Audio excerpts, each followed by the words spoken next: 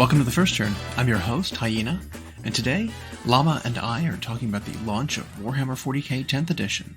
We discuss the recently released Tyranid datasheets and compare the start of the new edition to Index Hammer, and how it looked at the start of 8th, the last major edition change, and more. Enjoy.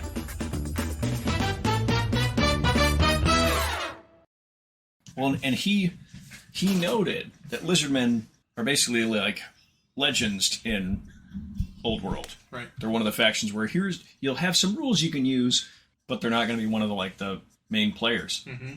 And so he's like, so he has to use the skink ones as his cold ones, and he has to use the agrodons as like lords on dinosaurs. Even that, I don't know, because I saw a size comparison of the Cold One Riders to Agrodons to the old metal Krokgar. And the new Agrodons are bigger than Krokgar was. When he was like on a Carnosaur in metal, they're bigger than him. Yeah. Which I think is hilarious. But then they made the plastic. They did. And the new plastic one's like 5.5 inches long. It's big. 6 inches long. So he's right there behind you. Mm-hmm. He's a big guy. Yep. So, all right. But yeah, I just think it's funny, though, that it's like the scale creep a little bit. Or it's mostly just like scale correction. Yeah, because they can make big things as big as they're supposed to be. Right. And they have done it for some things. Some things they still haven't. Like, look at 40k. Rhinos are still tiny. Rhinos are scaled so far down. Well, and they especially are now that Marines are all Primarist. Yeah. But even old Marines, like, yes, I know someone cut up 10 of them and put them in one and they confirmed, but like, when you see a Rhino in a game or in like artwork or even in animation, whatever, it's 10 Marines comfortably sitting in a Rhino. Well, the biggest thing is 5 seats along the walls. Well, the biggest thing is, even if they're packed in there like sardines, it always shows them getting out, standing up. Yeah, exactly. Like running out, like they're coming out of a landing craft. Like, yeah, Rhinos that's what it is. It's supposed to be. Yeah, they're supposed to be able to handle 10 guys, and like the Rhino on the tabletop, nope, could fit like 4 in there comfortably, and not standing. Yeah, because they're too big for the holes that fit. That that they actually have sculpted on them. But so I guess we're getting right into it. 40k. Yeah, there's a little bit of it. A little bit of it going around. All the factions are out, or the previews are all previewed. The previews are all previewed. The core rules are out. Yep. We've had a chance to look through those. Today, the first pack of data sheets came out. That was Tyranids. Yep. I fully expect tomorrow we're getting Space Marines. Yeah. I mean, pretty much guaranteed. I wouldn't even call that prediction. You know, like that's it's so obvious it's going to be Space Marines tomorrow. Got a chance to look at some of them. I'd like to look a little closer because we were talking about them earlier. Some things we like, some things that were at least interesting. I have some thoughts and some predictions about what's going on in some of those, some of the weirdness. But I want to hear your take as a Tyranid player. What did you think of the Tyranid reveal data sheet pack? So at least in theory, I think a lot of the units look pretty strong, but we still don't know what that means compared to what every other army is going to look like and how the game's going to play. Some models that seem like they got more attention were things that, like the bubblegum monster, the Haruspecs, the Moloch, who hasn't been good for a while except as a token mortal wound artillery. Mm-hmm. He's been given a bevy of attacks that have AP on him, actually, so he can fight when he gets stuck somewhere. And they definitely have continued the trend of giving weapons a role. So a lot of people historically, the same ones who would complain about this very thing they celebrate, liked finding whatever the gun is that does everything, putting as many of those in the army, and worrying about the other stuff elsewhere. And for Tyranids, for a long time, that has been Hive Guard, since probably 5th edition. And it's because the Impaler cannon in particular was always did everything. It was always longer range, didn't need line of sight, was that perfect strength 8 that's good against any target, could do multiple damage, whatever. And the Hive Guard could comfortably hide while they fired it. Well, this time they decided, we have this other weapon option that the kit makes, the shot cannon, and it has never gotten play. Never. There's never been a reason to play it. And Now the Impaler cannon still has the ability to fire without line of sight, but it's an anti-infantry weapon. It fires 4 shots that are like heavy bolter-ish profile. And now the shot cannon has that anti-vehicle rule of 2+ and multiple damage for each one. So they now have given it a role worth considering if that's what you need your Hive Guard to do. One thing I did notice, though, is some of the Tyranid data cards are... Oh, side note, and if Tyranid players are worried about anti-tank, it seems like the Heavy Venom Cannon is still very good. And we saw that the Rupture Cannon on the Tyrannifex is now Strength 18. Yeah. Like, does so much damage. But I think that's not going to be their strength. Their goal is not to range firepower, blow up the big stuff. They want to soften it with mortal wounds and smaller fire and then get in there with a monster and eat it, probably. But one thing I noticed, and I think you kind of echoed this when we chatted about it before, was some of the cards look vanilla or blank. Like they were either just placeholders or maybe even rushed, dare I say, because we also know they are one of the first 2 books coming out, or codexes, whatever that's going to mean.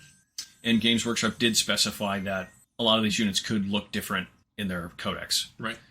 I noticed that, well, I mean, because you think about how many data sheets they had to go through and redo for the system. There's more than 1,000. It's like 1,000, yeah. Right? And so it's a lot. We have a guest with us on the studio today. My daughter Penelope is here, Yep. so she's giving some of her feedback. Yep. But I noticed, because it is so many data sheets, they probably had to go through it and update to make look like the new edition, and hopefully get them somewhere in the realm of balanced for the launch of the edition. Some of them don't make a lot of sense. Some of them are literally what's in the box is what you get. They've simplified profiles to say, what gun do you have? Doesn't matter. Here's the profile. Yep. What melee weapon do you have? Doesn't matter. Simplified. Oh, you have options? Now you just have them all. Just go. Yep. Like the Raveners, for example. The Raveners before would have arm options. Yep. You can take a second set of the arms to get extra attacks, but you have to give up a gun to do it. And now it's just like, you get all 4 arms, you get a belly cannon or a belly gun. You have your gun and your 7 attacks in your profile. Just have all of it. Yep. Or like the warrior kit, right? This is kind of what I expect in the future. I think they're going to come out with a Prime on foot solo kit. Okay. And then the Warriors kit is going to be just Warriors. Because right now you can make a Prime. Yeah, you got to lose a model, though. Out of one of the 3 Warriors. I think they're going to get away from doing that, which, thank you. Because it does suck. Especially things like the ported over fantasy models. Or even newer ones. Like, look at the Drake Riders for Stormcast. You had to give up one of your 2 dragons in the box to be a hero. Puskoy Blight Lords for Nurgle had to give one up to make the Lord. Same exact thing. But it feels bad. And in those kind of games, for a long time, there was no way to actually use that model because you gave up one to be a hero. At least now, it's like, in that game, at least, AOS, you have a hero that is from that kit, and you also get to bring the other one as like a singleton, just to like use it. But they didn't do that for the Ripperdactyls. They didn't do that for the Pterodon Riders. They still, you give up one, you're down one, you can't play the models. But with Warriors, if you did give up a Prime, you could add 2 Warriors to a unit of 3 to make a 5-man unit if you wanted to, whatever. It's doable. But I foresee that kind of thing happening with these kits. I think there's going to be a new Warrior kit to go along with a new Prime. So there'll be a Winged Prime, a Foot Prime, and then a new Warrior kit. Even though they don't look bad. They look fine. Yeah, they're not that old. Yeah, I think they're going to come out with a new one that doesn't have Prime bets in it. That's where I think they're going with that. Because it was like that for a couple other units too.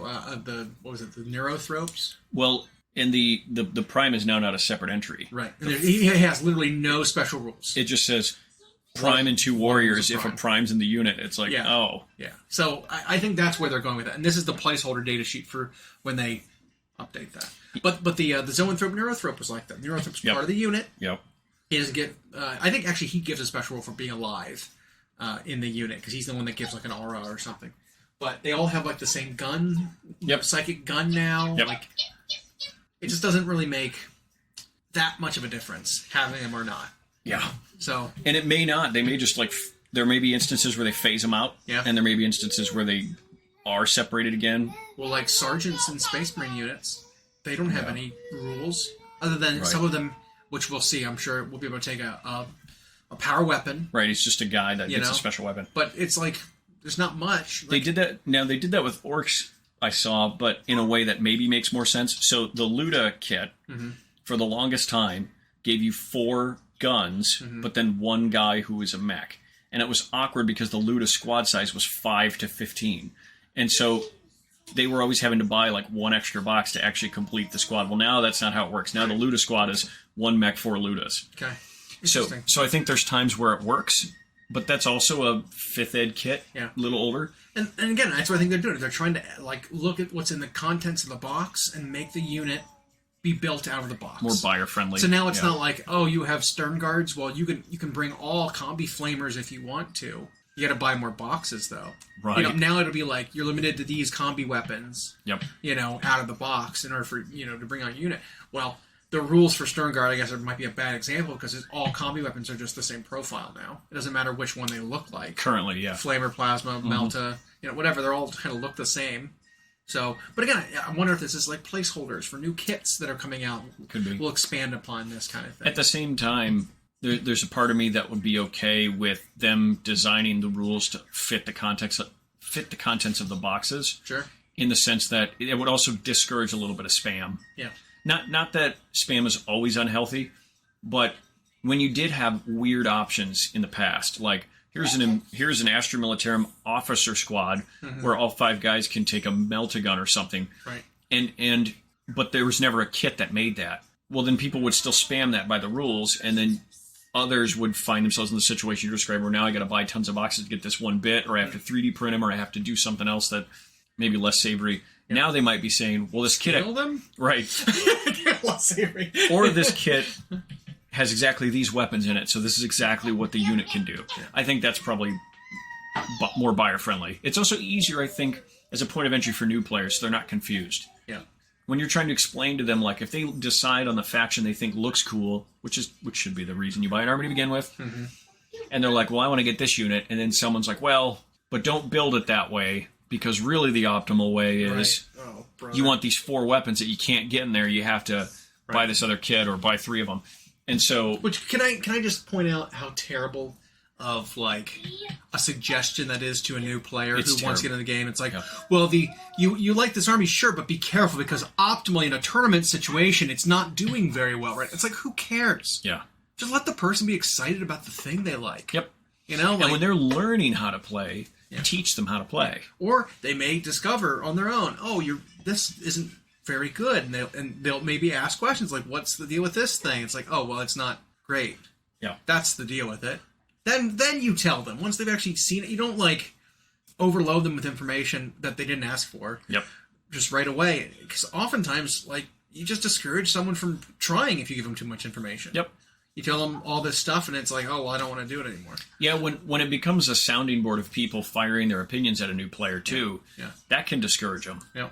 All I'm hearing is complaints. Like, I remember back when I was first dating my wife, back before we were married. I brought her to the store once, and we were playing a small, like, 500-point game of 40K. And, like, partially because it's a girl in the store, and partially because, like, they know me. There were like 6 people that crowded around the table watching us play our very first game. Well, not my first game, but her very first game. Sure. Try to teach her the game. And that experience was overwhelming, and it made her not want to play.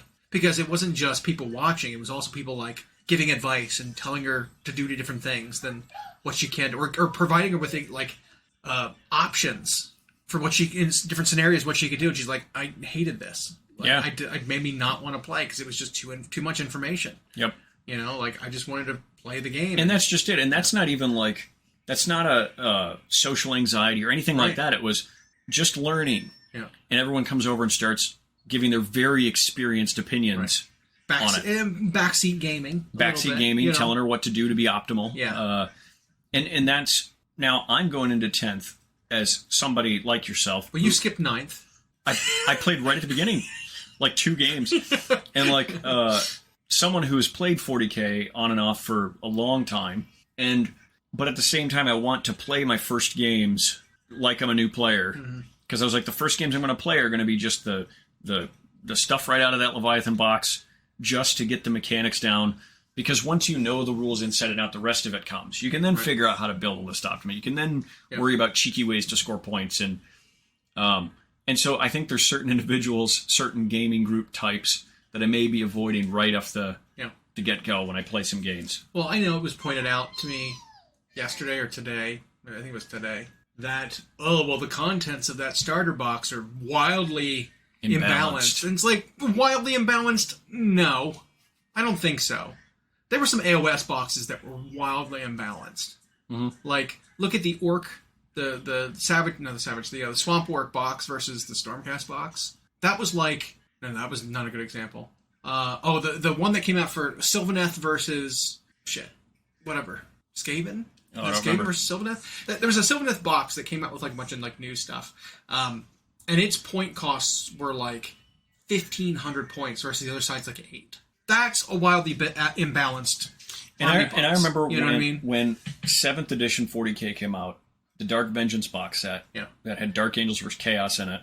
That one, a bunch of us played, which was like pre-first turn. Mm-hmm. Played it, but a lot of those same people played at this other gaming store, and we ran through all the missions it came with, and then played like just rack 'em up games. And the Dark Angel sign overwhelmingly won, no matter who was playing it. Mm-hmm. Every time, no matter skill level, nothing. Yep. And it was like, it had about 200, 250 more points than the Dark Angel side. Sure. It had Terminators, it had multiple characters. The Chaos had like a character, a bunch of crappy cultists, and like its star was a Hellbrute or whatever, or a Obliterator. No, it was a Hellbrute. You're right. Yeah, you're right. But it was just like not even close, and it's because they're probably releasing those more of like dollar value of model more than it is. Point value. I expected when we looked at the Tyranid versus Space Marine Leviathan box set, I could tell immediately the Tyranids had fewer points because the Marines had like 4 characters and Terminators and all that. But I guess I don't really care. Me either. Because I'm just trying to learn the mechanics of the new edition. Yep. Learn the rules inside and out. And I know it's like if you want to. So the campaign that we're playing for, that's the fucking stakes, is seeing models. It's like, there's nothing really at stake. That's a cool stake. That's a cool incentive to go play games. That's not what I'm complaining about. But the fact that the entire event is spoiled because the balance of the two sides is inaccurate. It's like, what are we actually? What's on the line here? Not who gets models or whatever. No, it's just who gets to be seen first. Like, who cares? Yeah. Like, that's your point. You're making a stink about. Yeah. Jesus. This wasn't like. Yeah, it wasn't like it was going to be one of those summer campaigns where you could actually like win something or qualify for something. No, I mean, they've written the stories already. Yep. And like the fate of this planet on the know. But it's like the planet's going to be saved. Like it's Leviathan is not going to eat the galaxy. No. Space Marines are going to continue to win. Yep. Like that's how it's going to go. Or do just enough that the battle's ongoing. Right. Yeah. Like, come on. Yeah. So whatever, it doesn't matter. And every now and then they'll throw a planet under the bus. Cadia was destroyed. Right. To feed some planet. But they will... The risk of doing something like that with... It's one thing because chaos exists in the warp. Right. Mostly outside of this reality. Mm-hmm. When you have a faction like Orcs or you have a faction like Tyranids, they're not going to just let them win because then they overwhelm everything and now it's their galaxy. So they're always going to be in an ongoing struggle forever and ever and ever. Right. A new WOG, a new High Fleet, a new whatever. And with this new campaign, they just made up a planet. We've never heard of this planet before. Nope. So, like, I'm not really that invested if it's destroyed. Nope. Like, I don't care. Nope. But and besides, that's just, even if it is destroyed, it'll be this, like, fringe system over here that then just shows you the start of 10th edition. Right. This is the state of things. Exactly. This is a new episode of a show where they just introduced a new character and they put him into a really perilous situation. You're like... This person's probably going to die. Yep. You know? They'll make you like him. Yeah. But, yeah. You look at his filmography and you look at the credits and he's like one episode in this show and it's like, yeah. He's going away. He ain't making it out of this one. I mean, it's that kind of thing. It's like, so it's... But I just want to get familiar with, like, looking at the cards, knowing where the rules are, seeing if it's as simple as they claim it's going to be. Mm-hmm. And, because again, I just want to know the rules inside and out. I don't think it's going to be as simple as they claim. Because we saw in the Tyranids data card pack, we saw their like faction rules. Yep. And it's like, okay, this still has some stuff to it. This has some teeth to it. You have to choose multiple like different sub-faction abilities, whether you want to focus on monsters, you want to focus on infiltrators, you want to focus on your alien hordes. Like, there's 3 different ways to play in that initial in the index. detachment. Yeah. And that wasn't even the detachment, was it? I think that was just the army rules. It was. They're going to have one detachment that comes with this, and it's the.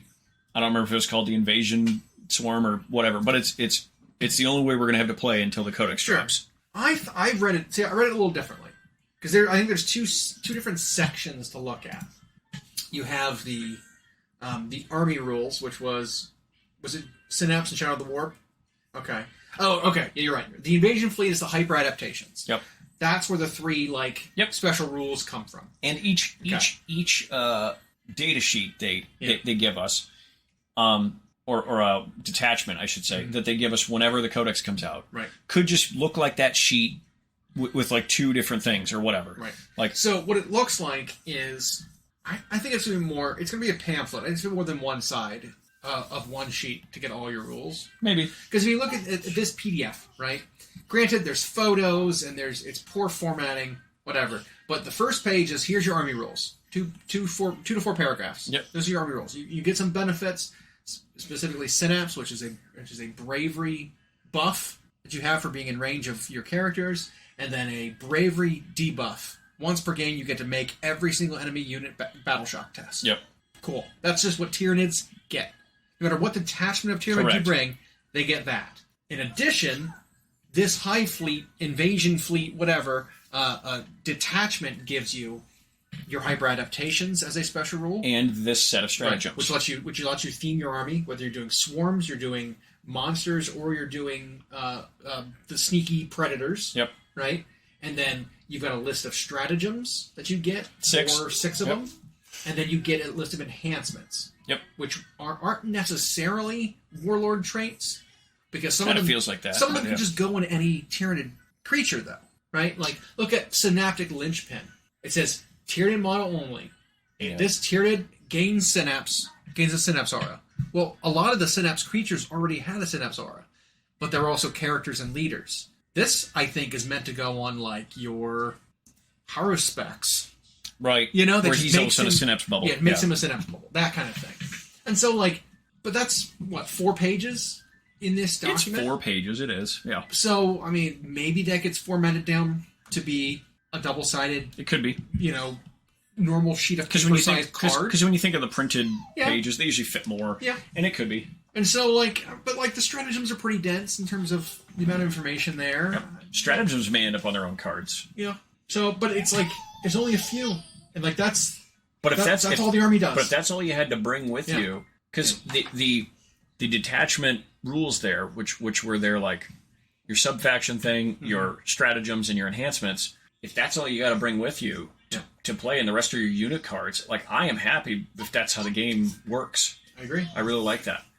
And then obviously that unit card, that detachment card would get swapped out for a different one if you're building a different army. Yeah. But that's all you needed to provide. It's like, here's what my army does. There you go. Yeah. And then we know every Tyranid army does this other thing.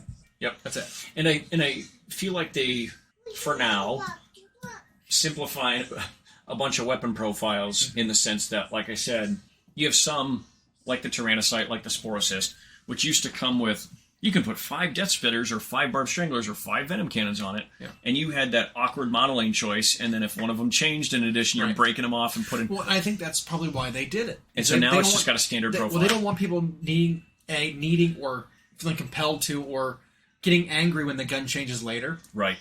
So people don't have to rip their guns off now, even though they will change in the future, potentially. Right. But, like, for now, leave whatever guns you have on there, it just uses this profile. Yep. Leave your guns on, don't break them. Yep. Because the update's coming.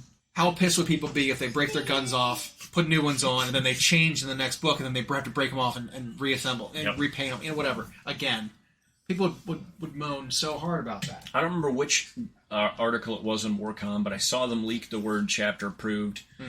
And I think they were talking about that's how we're getting our points. Yeah. Okay.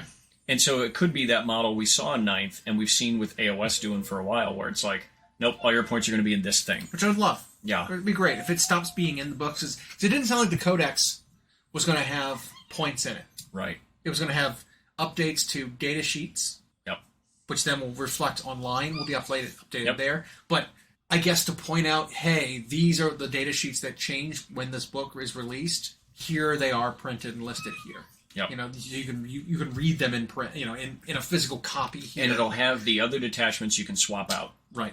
It'll have that, and then it'll have, like, rules for doing the Crusade Army, whatever, narrative battle for that army, plus, like... It said Combat Patrol was the other thing. Whatever it is. Yeah. These different game modes. Exactly. But most of the matched play stuff is going to come from matched play packets. Yeah. And chapter proofs for points, which will be updated and be living documents of points. And I'm still excited. I'm like I know the more details we've gotten, the usual cadre of complainers have come out, but like it's not deterring me from agreed the fact that they've got a great opportunity, that being Games Workshop and the players here, to have also this go a certain way. Did they say? I mean, they can't enforce it, but the code that's provided when you get the starter box that says play with the contents of the Leviathan box and report your wins and losses to determine the fate of this planet. Did they say you could, like, to report you could only play with the contents? I don't know if they did. I'm pretty sure it said play with the contents, but couldn't you just play with the contents plus some other stuff? Well, right, because they want, want to give people playing any army probably a chance to... Right, but I mean, what if I added some intercessors to my half of the Leviathan? Right. Or doubled up the Gaunt squad size. And you added more Gaunts and a Hive Tyrant. Yeah. And we had equal points, essentially. You used your contents, I used my contents as part of an army in a bigger game. We can still report that game.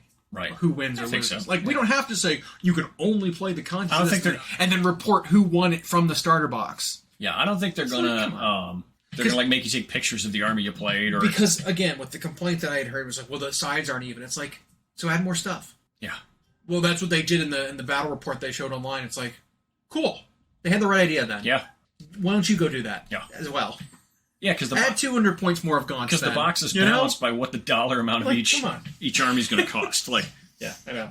Like, so it's just funny. I don't know, but I agree. Like we were pointing out, though, is I think the look of a thing isn't locked in, and we're going to see a very different version of some of this stuff in Codex versus the Index that we're getting. Because this is essentially what it is. These are like we had the compendiums at the beginning of 8th edition, where it was Index Hammer is what we called it, where you had, here's your book of Imperium, all the Imperium units. Yeah. You know, and they were all super generic, vanilla, pretty uninspired. Very basic faction rules. Very similar to this is what we're seeing here. I can't help but draw comparisons to any other new edition where things are just wiped back to, like, very little when they do big edition changes. You know? Yeah. And so, like, I'm excited to see what the first book looks like, because then we know what books are going to look like. And I'm still going to, and I will harp on them for the duration of 10th, hope that they stick to their guns and they don't decide Codex design, rules design, whatever has to change halfway through the edition, which then leads to, it's not even necessarily creep, it just leads to, like, some armies play so differently, and the game's moved to like, handle the different armies. And then one that's a really old codex randomly is broken now because it interacts differently. I hope they don't creep. I hope they decide this detachment system keeps them, like, focused. Yeah. It does feel a little like themed armies, which we've seen be the death of some games. Sure. But I think the balancing point there is how do you, like a theme, makes an army feel a certain way as you play it. You know? Like, how do you tiptoe the line between, you know, balance and, like, lore friendly or thematic rules?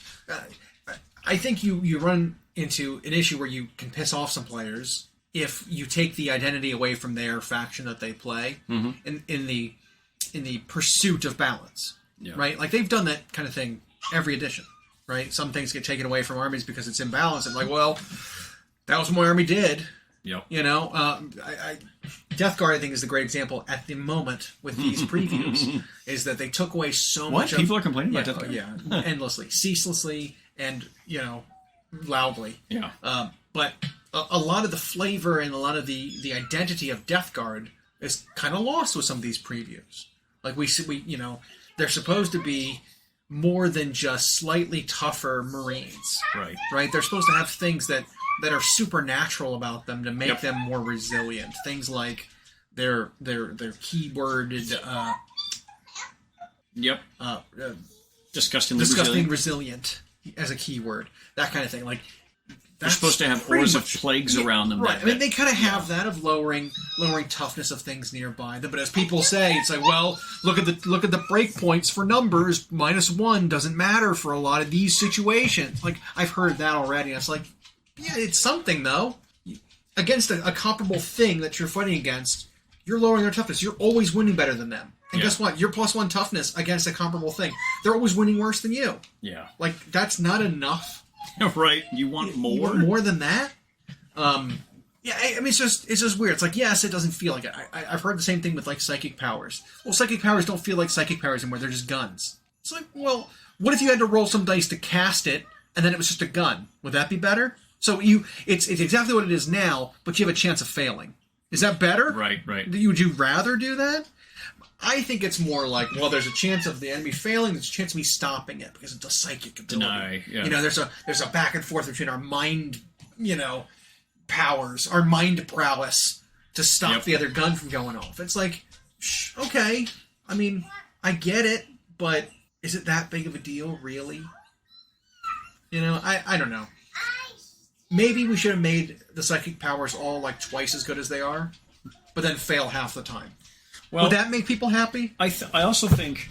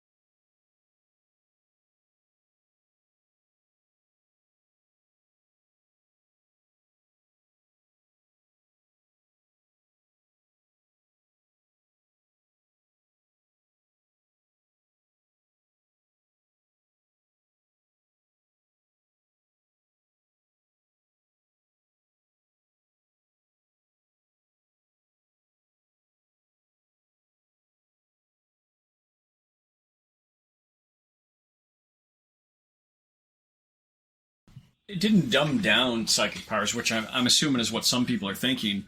Made them feel special to have their own little phase, and these psychic mind bullets against mind shields.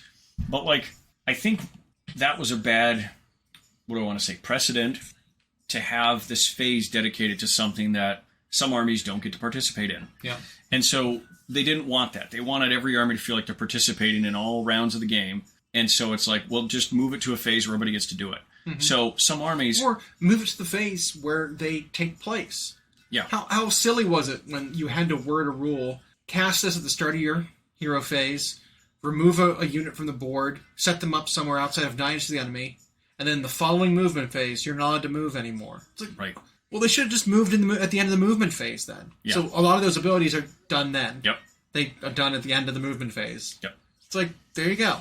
Now you have to word it and worry about people getting extra abilities that let them move after deep striking and things like that.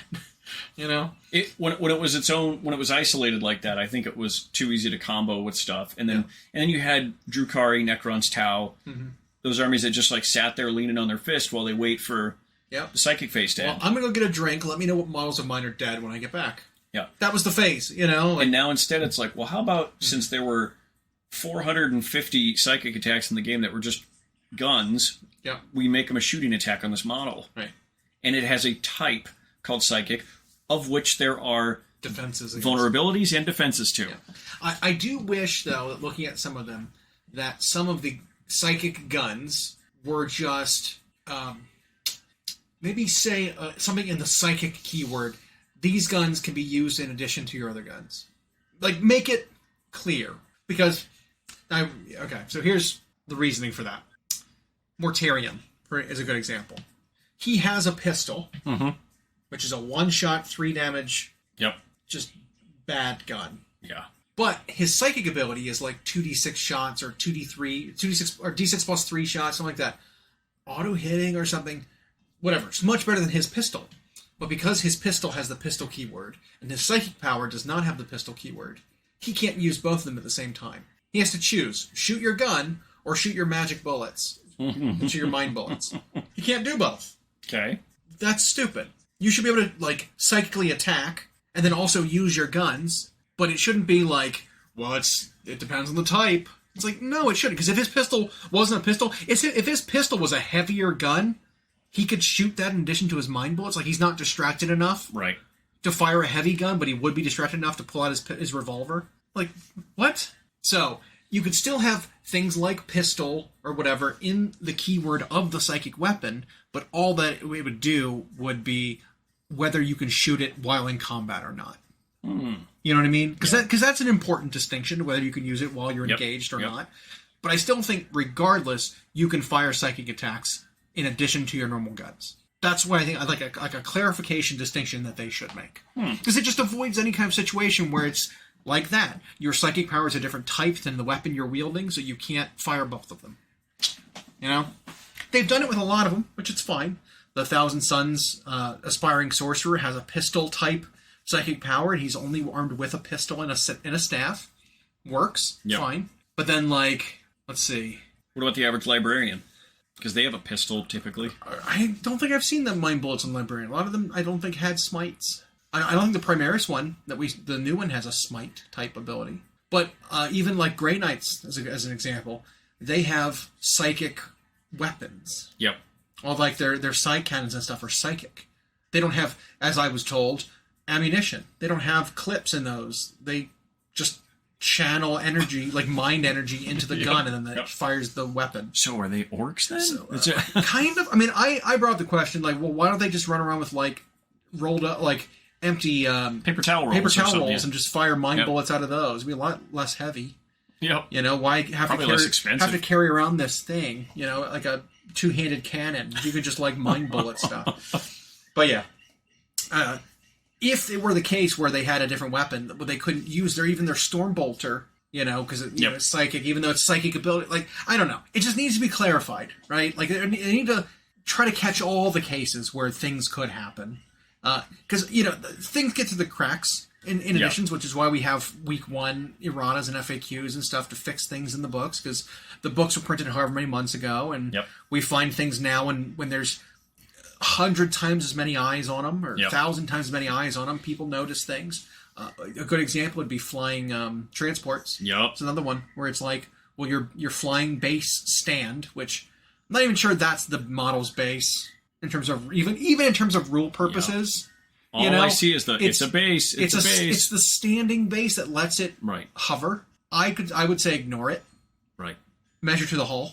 I think that's what they'll flying vehicle. We suspect that's what they'll ultimately rule. Yes, but but as it stands, things like the Impulsor that has a transport capacity but has a flying base, you cannot place a full unit wholly within 3 inches of the flying base. Nope. Yeah. So you can never escape from it, leave the vehicle. Yeah. But that means you can't charge it either because you can't get within 1 of it. Right. Anyway, it's an absurd. Exactly. It's an absurd, like, specific situation that I don't even feel like warrants talking about, but here I am talking about it because it's so stupid. Well, and it happened in the first 3 pages of the book. Was like the thing is because they talked about measurements. And the A+ I gave them was that they're like, measure everything from base to base. It was like, good, we're not measuring from sword tips to backpack antennas and all that stuff anymore. And then it was like from vehicles, hulls, and it was like most people are comfortable with that who've played 40K. Most of those are boxes, fine.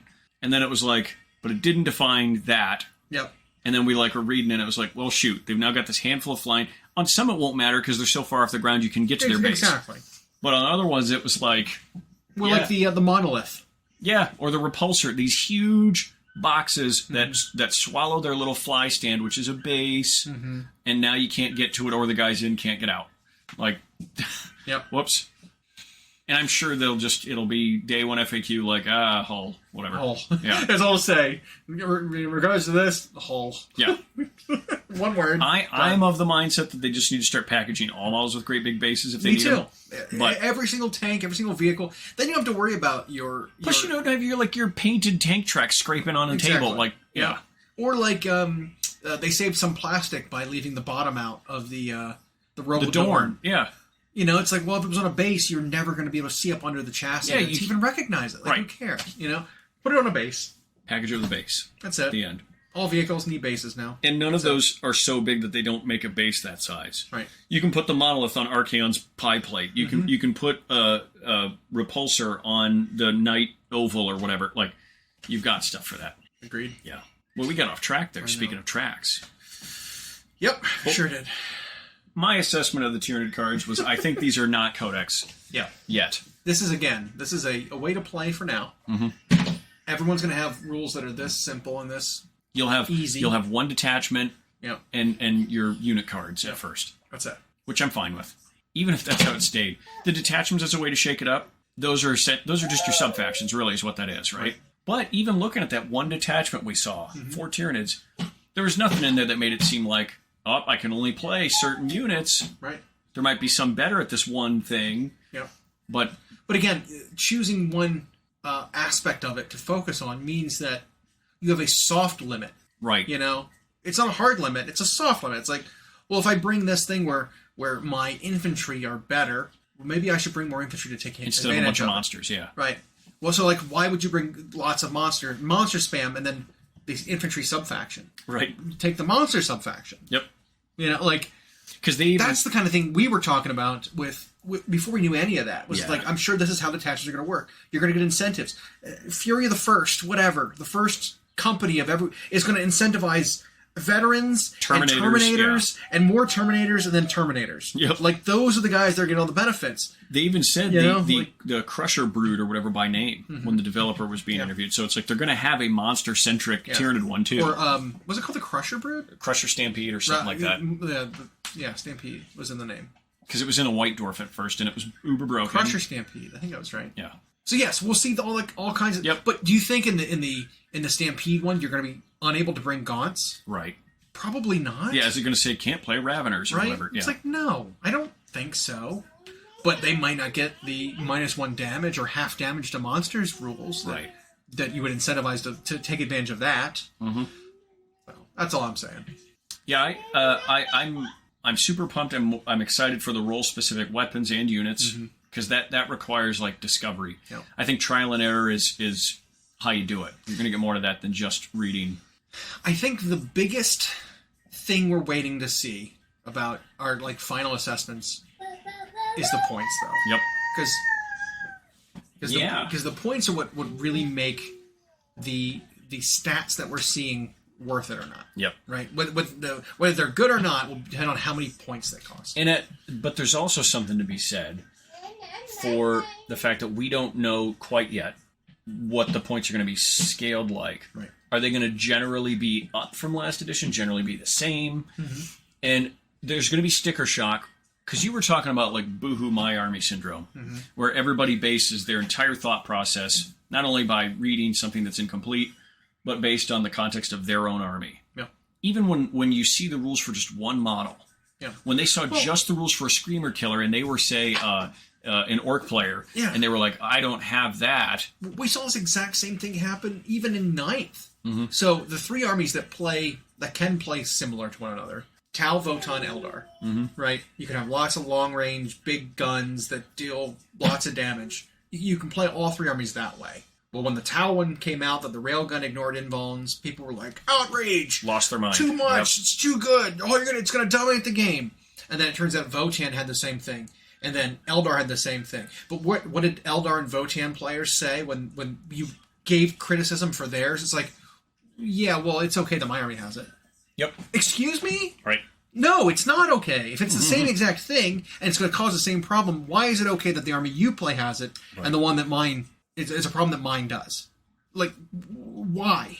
Because it's not my army. That's why. Yep. Right? It's like, it's okay because it's my army that gets the thing, and it's not okay when your army gets it. And that's a complaint as old as the internet. Like, because I remember older editions when the plastic demon prints we got prior to the current plastic demon prints. when like some rules were spoiled for its play in 40K, there were players who had nothing to do with demon armies that were just like, well, my army's screwed because this thing can do this thing or whatever. And it's like, they're always thinking in terms of, I don't have that, so it's not fair. If I did have it, hooray. Yeah. Like, well, if you thought it was unfair, what are the other players going to, But they also, they jumped that gun, puns entirely intended. And as we saw, and not to like pat ourselves on the back and predicted, because you even thought, despite that railgun rule, you were like, I don't think the tower that... They're not that good. And then they didn't win any tournaments. They had zero time to shine because when Eldar came out, they dominated. Yep. Eldar dominated everything for a while. Yeah. And Votann got nerfed before they even got to play. So, like, the idea that was going to ruin the game, it just didn't. And we're probably going to see some of that day one, the like boohoo, my army syndrome. But I think looking at these weapons and looking at these profiles, like, you're really not going to know until you're playing, especially against the points. I think they did a real disservice to the community by showing off the biggest gun in every army, which they did during the previews. Yeah, right. I think that was a mistake. Yep, because I think that made people expect that, oh, well, a third of the guns in the game are strength 20 or higher, and it's just really not the case at all. No, like, how many people have we talked to that are like, well, since the lethality of the game is going up, and we're sitting there like, what? Right. Lethality of the game is going up. It's like, yeah, well, strength 18 guns, think 24 guns on normal tanks and stuff. It's like, super heavy weapons meant to kill other super heavies. Right. That's always been in the game in some regard. Everything has been scaled up about 40% in terms of like the power, like the strength toughness scale. Yep. So a gun that used to be strength 10 is now strength 14 or higher. Yeah. Strength 10 is now strength 16, so it can still wound a tough 14, which was strength tough 9 before, right, on a 3. And like that's the way it was scaled. Is so things that were wounding on 3s against vehicles before still wound them on 3s now. Yep. But that strength 20 guns firepower is totally wasted on anything else. Right. And guess what? That strength 20 gun still only wounds a Lehman Russ on a 3. Yeah. You know what I mean? Like it's tough 12 now. Yep. Monolith's tough 14. Like 3 of the monsters we saw in the data cards today are tough 11. Yeah. Like and so. But as far as the points cost go, I think there's going to be sticker shock when people are looking at their own army, is what I'm saying with the boo-hoo me. Is they're going to look at, well, this thing for me before was 8 points per wound or 8 points per model. Mm-hmm. Now it's 12. Oh, nerfed. Yeah. And it's like, but you're not thinking of it in the context of how everyone else's army is going to look. Yeah. And then once you start actually building lists and playing, like then you'll feel if they're really worth it. Yeah. So I think there's 2 stages. No one's got all the numbers of every single unit in the game memorized. No. So that they can look at the numbers when they come out here in a month or two. Right. And compare them. And there will be spreadsheets of what has changed from 9th to 10th. Absolutely. We'll be able to study that and see who's got the biggest points differentials and whatever and see what's changed. But a lot of the data sheets are going to be changing too. So some of them will warrant a change in price. I brought up the Eldar Guardians because I think they got a phenomenal increase in durability, utility, and firepower for just being basic infantry. Oh, yeah. They hit on 3s. They have a 4-up save now. They generate fate dice. Their guns are just the best, better than any bolter in the game. Yep. Like, on Guardians. Because you always get 2 shots at 24, and they have AP, they have AP 1, Strength 4, AP 1, 1 damage, and Sustained Hits 1. Bolters right now on Space Marines are rapid fire 1, 24 inches, 1 shot, strength 4, no AP 1. They don't get sustained hits. Nope. They don't get full shots at full distance. They don't have any AP. It's like, yeah, these are Guardians. I heard somebody complaining that he'd be upset if they were more than 8 points apiece, like they are now. It's like, how could they be 8 points apiece for what they are now? Of all the line infantry we've seen so far, they're the best in the game. They might be the best. I know. It's nuts. Yeah. Whew. Yeah, kind of silly. So again, the idea of the first impression we get from looking at points, I don't know if that will even tell us everything we need. Well, because we need to be able to get a frame of reference of comparing one armor to the other. So when we get all these data sheets out in the cycle, and then the points first come out, we see the first armies where the points, it's like, well, we'll have no frame of reference other than what they are right now. Yep. And I've said it so many times before, I do not think tradition or well, that's how it was before is any precedent to need to keep things the same as they are. To keep the same now. If all the core rules of the game were staying the same and mechanics were staying the same, like they did 3 through 8, sure, but or 3 through 7, but we've already seen with what we've gotten, they're willing to radically change what units do, what their stat line is, and everything. Yep. So yeah, I don't think. Well, they've always been around this points cost. They've always had this ability. That doesn't mean that's what it needs to be. Right. So what? And yeah. I don't like if I completely rewrite the data sheet and it's nowhere near the similar. It doesn't need to be anywhere near the same cost either. I don't care. And what if they came out with like AdMech little derpy dudes, or they're half robots, so they're all tough 4, 2 wounds, 3 up save all of a sudden. But like, okay, well that's very different than what they were. Yeah. But instead of being 8, 10 points, well if they were 20 points now, it's like that would be super cool change. Yeah. Just because they used to be like that doesn't mean they need to stay like that. Gene Stealer's now being tough 4, 2 wounds. 2 wounds. That's a big change. That's pretty good. Yep. That's a minor change, but like, why did they need to stay 1 wound? We could absolutely change them. Make them more shock troopy. Right. Yeah. You can do anything with them. Yep. Like I don't know. The rupture cannon or the impaler cannon, I think, is a really good example of them just like drastically changing what it was. It's like, yeah, we know it was 8 strength 8 before. We don't care. It's a completely different effect. Just now. a totally different thing now. Yep.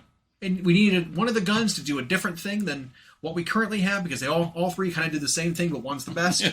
Now all 3 of them do different things. Yep. Whatever. Yeah, and they did the same, even the Tyrannifex. And they've tried to make his guns where it was either, a pile of flesh wars or a great big flame or a cannon. Yeah. It went from like 3 mediocre to like 3 extreme sets of rules for very different roles. Yeah.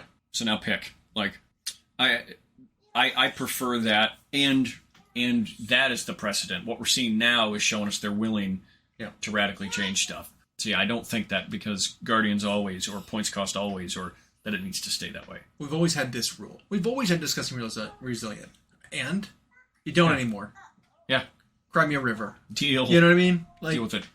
I'm sure there will be something when your book comes out, or when they get an update. Yes, it does not look good based on the snippets we've seen so far. Yep. It may not look good. Your army might be the worst army in the game for now. One of them's got to be the worst. Yeah. It might be yours. It has to happen. Sorry. One of them will end up the worst. No matter how hard they try. Yep. And we even see in a game like Age of Sigmar where they get so close, where like 18 of the 20 whatever factions, where they get most of them that 45 or above, but you've always got these stragglers, these 3 or 4 that just can't.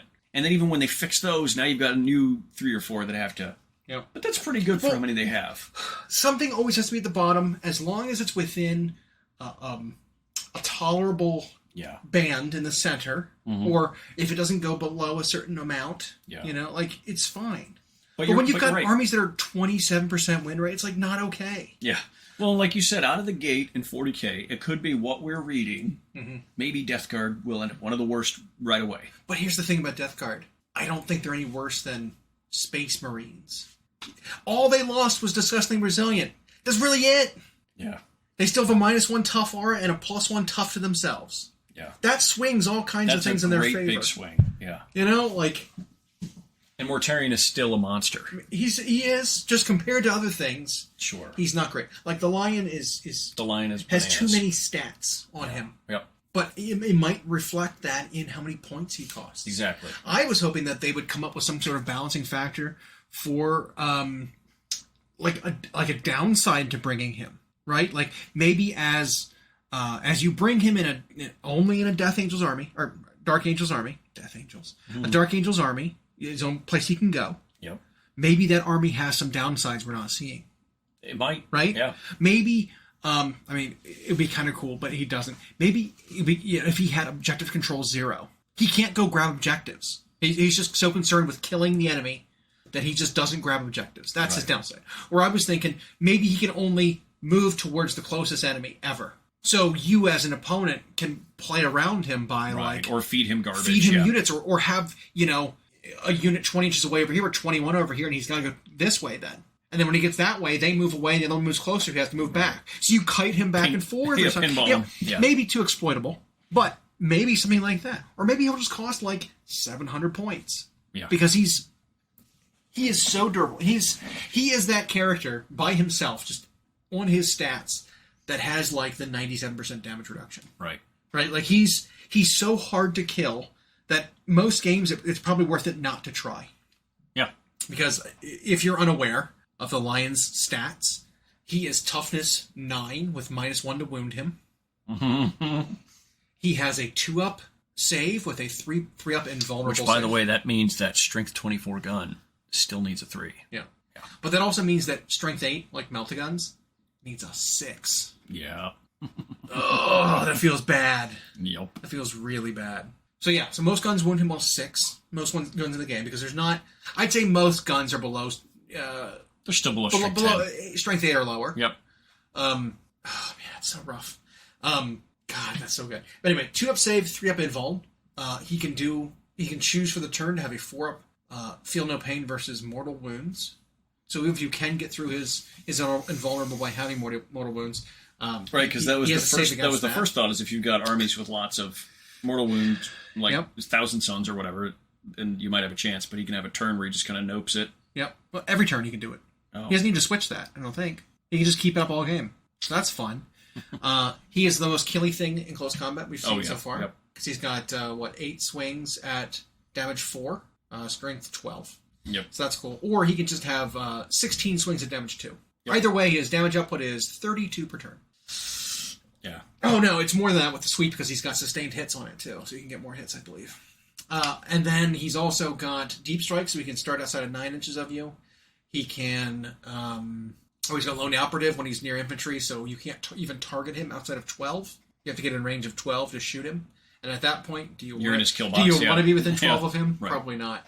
And so it's this. He's the stat stick, right? Where he's got so many stats on just this one single body that it's like he's the Go Trek.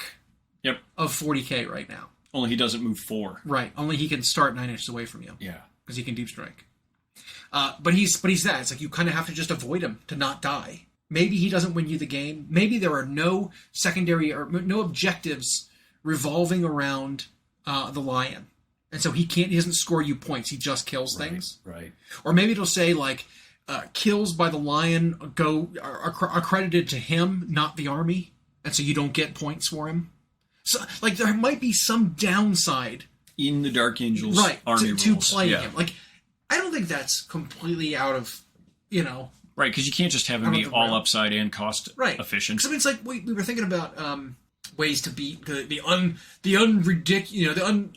unreal, way overtuned blast on infantry weapons, right?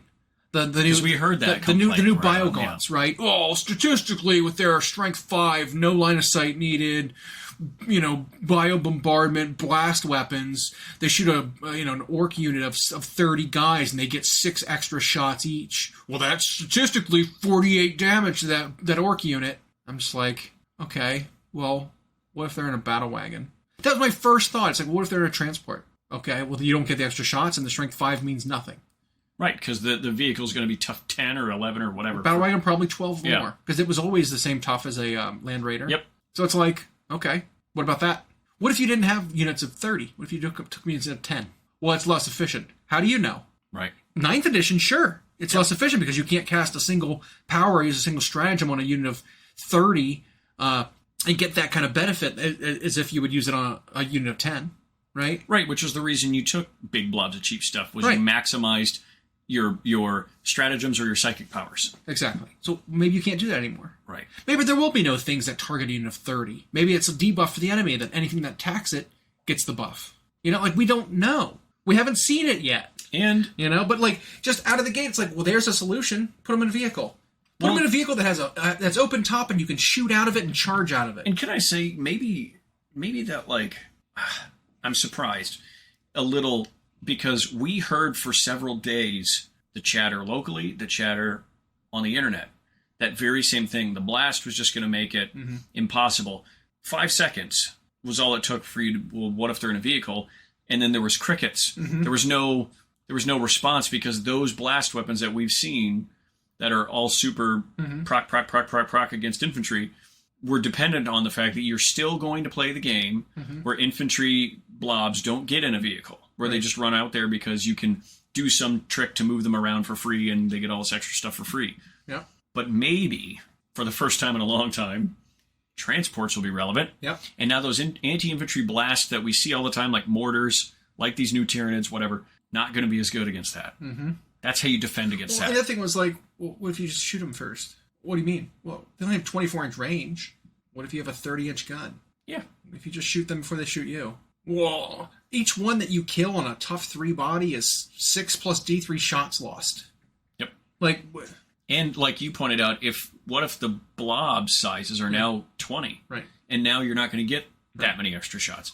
And or it's like, what if you send a vehicle after them instead of your 30-man unit? Right. If they shoot the vehicle, who cares? Just run up there with a single entity to go deal with them.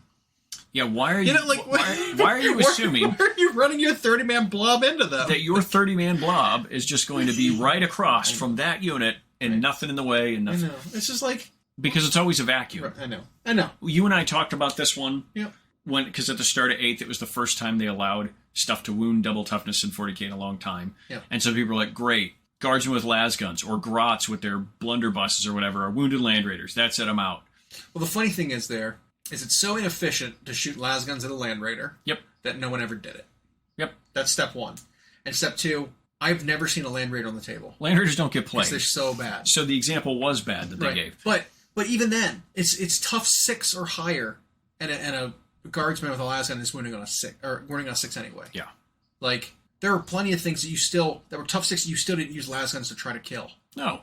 And even their math didn't work out. Right. Because it was like 6s, but you're firing this many shots, and we sat there and it was the same thing. It was 5 seconds, and 4s into 6s into 6s was basically what. Yeah, and so I was like, so at most, on average, I should say, you score 16 wounds out of 200 las guns on that land raider. That's assuming they all were in range and all could see it, by the way. I know. And you got to go first. Yeah. Because as soon as anything shoots back and kills a chunk of those guardsmen, your firepower now goes down exponentially. And then you did 16 wounds because 100 hit out of 200 shots, and then 16 wound.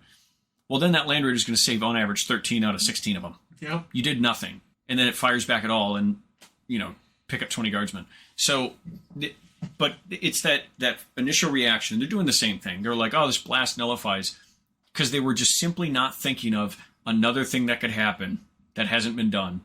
And it was that. The vehicles, we've seen the toughness on transport style vehicles. Granted, we haven't seen stuff like the Venom or the lighter weight ones. But we have an idea of what it's going to be. But we've seen the Rhino. Right? We've seen the Rhino, and we've seen a Sentinel. Yep. Right? Those kinds of Eldar vehicles are going to be somewhere between there. Somewhere between 6 and 9. Yep. Right? But even that is like, okay. But Rhino was T10, wasn't it? That was 9. It was tough 9 on the Rhino. Tough 9? Yeah, I'm pretty sure. Because it was las cannon. So tough 9. And so these strength 4 and strength 5 blasts. Now you got me wondering. I'm pretty sure I think it was 9. But these T4 and T5 blast weapons aren't going to do anything to that. Right. Most of the time. And it's still over double. Yeah. Like, you're fine. Yep. But yeah, I think a Venom is going to be somewhere around might be 6. Maybe a Raider will be 7, and then a Venom will be 6. And it'll have some rules because it's speedy. So it'll have invuln saves. But even that's hard to hit with a T4, T5 or S4, S5 blast weapon. And again, if the Termagants are showing us what we can expect from blobs, those change to only be 20. Yeah, I'll tell you what the most susceptible unit to a Termagant blob is a Termagant blob. It's the best target. Because they don't have transports. Nope. And they have a Tyrannocyte. You can drop them in. They do now. And technically, you could put them inside of a Hierophant. You technically can. Yep. I never realized that the Hierophant had always had a transport capacity. Yep. That's really funny. Yeah. It's just they got to think it through. That first sentence reaction, they have to get off that. I know. So many people do. It's like they see that initial thing and it's like, all right, game over. It's like, no. Come up with a creative solution. Think of one solution right now. Yeah. That deals with it. Yep. And it's not like you picked a niche solution. You picked one that every orc player, for example, owns trucks and battle wagons. Yeah. That maybe just weren't going used for insert reason. Well, now, if everyone's going to be walking out there with these blast weapons thinking they're killing all the infantry in the game with ease, plop the truck down and watch those blast weapons bounce off of it, and move your infantry extremely fast to get them in. Have a firing deck so you can shoot out of the top and kill them while they can't hit you. Yeah. Because that's the thing, is they showed off, I think it was with a battle wagon, has firing deck 20, which means 20 models inside can fire Yeah, who those blast weapons are not hitting. Right. So it's like, come on. Yeah. Problem solved. Think of a thing. Think of a thing. Yep. So we are going to play lots of it right when it comes out. Yep. In 2 weeks-ish or whatever. So it's coming out, I think, the weekend of the 16th. So that's next weekend. I think. Is that the weekend? Or is it? No, it's going to be the one after that. Because this is pre-order weekend. Right. And I thought they said it's a 2-week pre-order window. I don't know. What's today? Today's the 8th. Okay. It might be out next weekend. Friday's the 9th. It might be out next weekend. That'd be swell. We had to put in our numbers this week. Okay. So we might get it a week from now. Because pre-orders this week. Maybe they'll be fulfilling the orders. Did they actually say 2 week? I thought they said, because the week before, they said pre-orders go up next week, and there'll be a 2-week pre-order window. Is that just for shipping it to people, or is That's it what I shipping wondered. it to stores I wonder if because I had heard a rumor that the warehouse staff at the Games Workshop warehouses were not allowed to take time off the weekend before the 23rd or 24th. So that would be next weekend. That'd be the 16th, 17th. But that might just be for fulfillment. So that week, it might be out the 24th. They might just Saturday. be pulling it this week and next week. Yeah. So, I mean, at the very latest, a little over 2 weeks from now, we'll be getting it.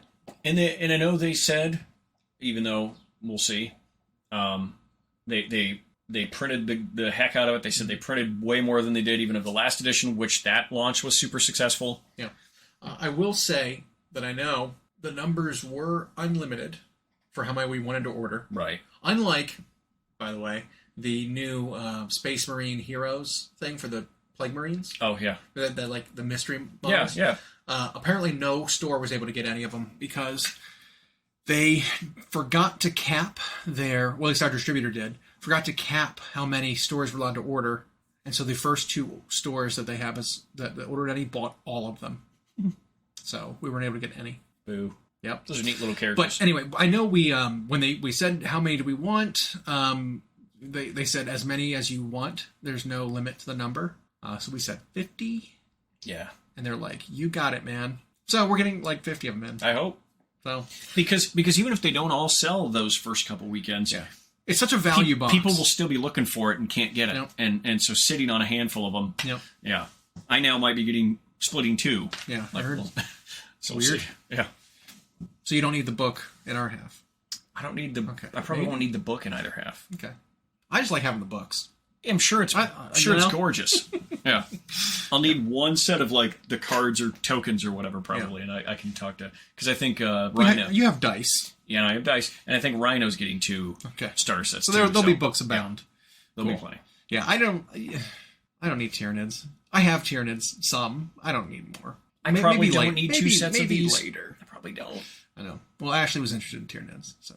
But later. I knew of the new models I wanted more. Like, and when they get their own kits, maybe they'll have more options or whatever. So, quick prediction of this little campaign they're doing, which is only a few weeks long. Yep. It doesn't matter because we're going to see one set of models probably just 1 week before the other. Probably 1 day to 1 week before. Yeah. Do you expect Space Marines to win? Yes, but not because I think the Space Marine half is stronger. I think people are going to collude to just submit Marine results. Either that or... There are a vast majority of Marine players. I mean, that's true. But it's either that or they're going to do like we were talking about, where they're playing full like Space Marine games versus Tyranid games. Okay. That kind of thing. You know? I don't know. No, I think Space Marines are going to win. I think they're going to save the planet. And if there's some kits that they said both of those armies have on the way that they haven't shown us yet, which kudos to them for not leaking a thing. Yep, I agree. What new kits do you think Marines are going to get? Scouts. Like old? But new? Drafty? Yeah. I think they're going to get scouts. But I think they're not going to be like, these are the recruits that have to prove themselves. I think they're going to be a scout. Not really elite, but like a stealthy... It's just another company of Marines. Infiltratory sort of... Okay. Yeah. I think that's going to be something like that. I think we're going to get scouts. I almost thought that's why they were making like eliminators, was they were getting rid of like scouts with sniper rifles. But I think they're going to look like the eliminators. I think the eliminators were kind of like the start of that scout aesthetic. Okay. They're going to be something like that. Yeah, I think they're going to get scouts. Do you think they'll be firstborn or primarist? Primarist. Okay. I do. I think they're going to get primarist scouts. I wouldn't be surprised if they got... a new jump pack assault unit too. Because Maybe they'll call it the new Vanguard vets or whatever. Exactly. Maybe they'll give us new Vanguard vets because they're, I think, keeping assault marines. I think they're still keeping them, the firstborn ones. But either that or maybe they'll give us like Moonshoe melee guys because they have that like Gravist jump pack guys already. Maybe they'll give melee versions of with that. the astronaut helmets. Maybe. But no, I think scouts. That's my out there prediction. Okay. Scouts. All right. I mean, from what we've seen, I don't know what else they would. What else do Marines They could whip need? out. Exactly. They've got Short of so updating many. old kits. But even then, they've already like announced they're cutting a lot of the old kits. Yeah. Right. Like they're cutting the old Dreadnought. It's gone. So now it's either Venerables or Ironclads or one of the 3 Redemptor variants. Like that's what you get. I mean, Leviathan too, I guess. But we wanted this. We're okay we with did. the cuts. Well, absolutely. I almost would have made more, but Yeah. So a new scout-ish unit. So you know what that reminds me of is like, I don't remember which Dawn of War game it was, but one of the characters you could, I think it was Dawn of War 2, one of the characters you could choose to bring was the scout guy. Yeah. And he was very veteran feeling. Yeah, he's very good. I mean, look at Scout Captain Talarian or whatever from the Space Marines. Yeah. Telian. He was a grizzled old veteran Space Marine that just didn't like wearing power armor. And He just wanted to scout. Space Wolves scouts in the fluff were always their veteran units. So yeah, I could see that. Okay. Sure. Why Just not? make them a specialized unit, not necessarily new recruits, because we know Primaris they don't even make the same way. Yep. Okay, scouts and Because what else is there, right? New drop pod, maybe. That's actually a pretty big kit that could It fit is. Primaris. Yeah, yeah. So maybe some kind of new drop poddy kind of thing. The kit's pretty dated though. It feels old when you handle it. But they've already replaced the Land Raider with a new thing. Repulsor, They replaced the speeders with a bigger Primaris speeder. Yep. They have a generic Rhino equivalent sort of impulsor. Yeah. They've got heavy weapon platforms that replace like the Thunderfire cannons. Yep. They've got Bolter Marines that kind of replace the Firstborn tactical Marines. They've got all kinds of specialist weapon units. Like, I don't know what else Space Marines would need. I mean, I hope it's not Tyrannic War Vets. Just like a specialized units of Marines that are like this new lieutenant who literally has anti-Tyranid 4+ on his melee weapons. That's so dumb. It's so dumb. Yeah, because you can't bring him to a tournament. What if you run into 4 Tau players in a row? What does he matter? Exactly. Yeah. So that's so bad. It's just like, it's a cool model. I was thinking about ways what I want to do with the model. And not to spoil it, but I'm going to do a conversion on him. He's a cool model, but I don't think he's showing the rigors of battle enough on him. He's replaced too many of his parts of his power armor with like found items. Yeah. Right? Because he's wearing like Tyranid bits to patch his armor with. I think he needs to have had trouble finding some replacement bits. So I think I'm going to cut off. I was thinking give him like a hobo boot. Okay. And make like the front half of one of his boots just like missing, and it's just like his toes. You can do the single toe through it. Like I was thinking about that, but I think I'm sock. like, but like on a Space Marine boot, it's got those multiple like plates, but just the front plate, you just cut that off altogether and sand that down, and just have literally his whole foot just like hanging out of the boot. And I was like, well, did I have to stop there? I could just like cut him off below the knee, and then just like sculpt on just a bare leg. Just doesn't skip leg day leg. A bare leg with like a fashioned with like power cables and a board like sandal. Just like old wooden samurai sandal just on this just burly leg coming out of the bottom of this power armor. Something like that. Put him in a slide, whatever they call him. Yeah. It'd be funny, right? Like just make him look a little more like he's been there a little longer than this. The one out of the box. Did never go to the store to fix his armor. Yeah. Yep. That'd be hilarious. Lost his shoe. Didn't make the RPG stop to like fix it. Yeah, that'd be great. But yeah, I'm excited about those models. They look really great. Especially that the Apothecary. Oh, the Apothecary is super cool. I think love the idea of it. I think right away though, like I'm thinking first army I want to build is going to be like a specialized like elite list, incorporating some of the like the Inquisitors and stuff. Because those Inquisitor like attachment to unit rules are super good. Yeah.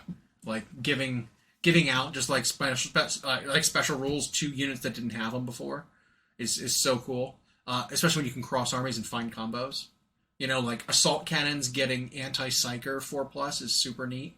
Because then you just wound on a 4 against a psyker and it's just mortal wounds on the assault cannon. Yep. And then there's armies where that even wouldn't be good. Yeah. So exactly. But everyone's got a psyker mostly. You know, like there's no real downside to bringing that type of an Inquisitor. You know, like at the very least, that part of this rule doesn't do anything we get an Admech Drukhari Town Necron heavy meta, and all of a sudden that right, unit is useless. It's not optimal, but it still does what the normal unit does. Yeah.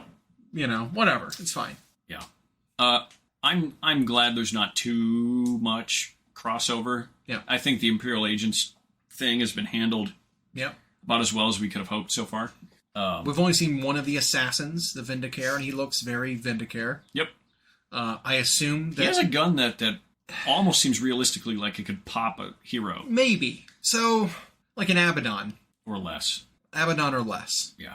Because, like, you're not hitting Gilliman. Yeah, but we can't make guys who you can't even target Gilliman is the thing. Yeah. As characters like that who have the lone agent, you can't even target them. It'd have to be a unit that was attached to another unit and then had a toughness that was lower than 7. Because his gun's only strength 7.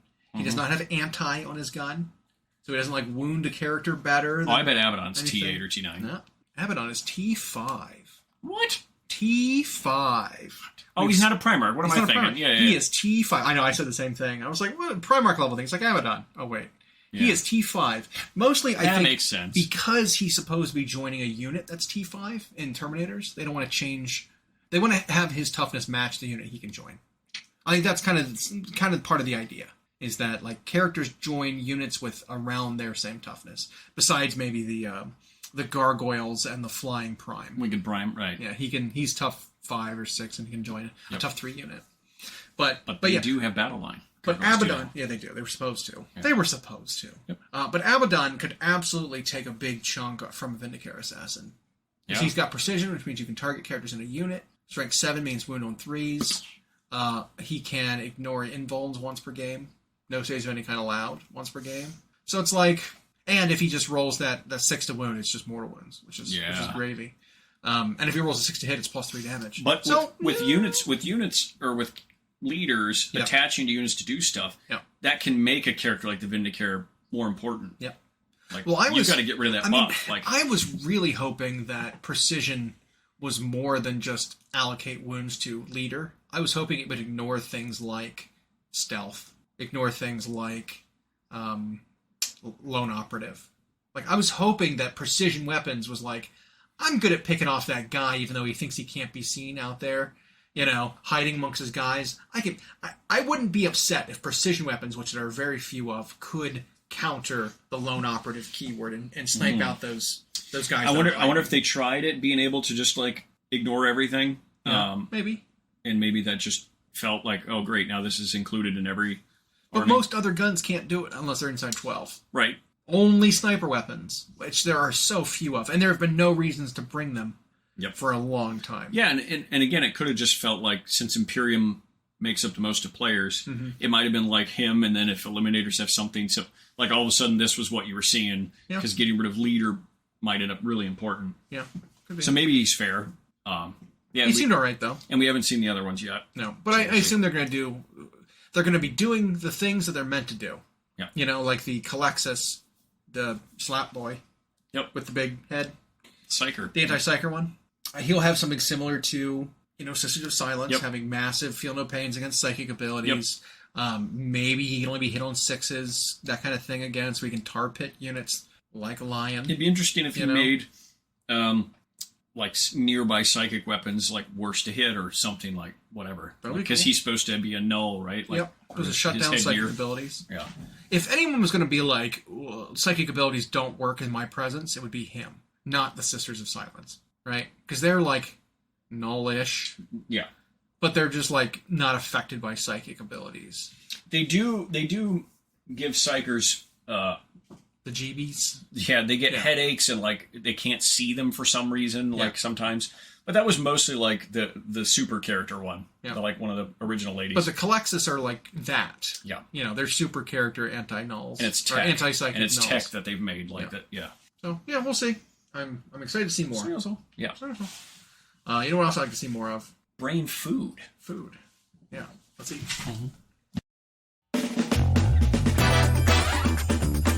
Thanks for listening. We hope you enjoyed. Check out our new episodes every Friday on Google Podcasts, Spotify, and Audible, or on Podbean. You can also follow myself and Llama on Instagram for more. We are at Hyena Paints Minis and at Llama Paints Minis. Music provided by Kevin MacLeod at incompetech.com. And as always, we'll catch you next time.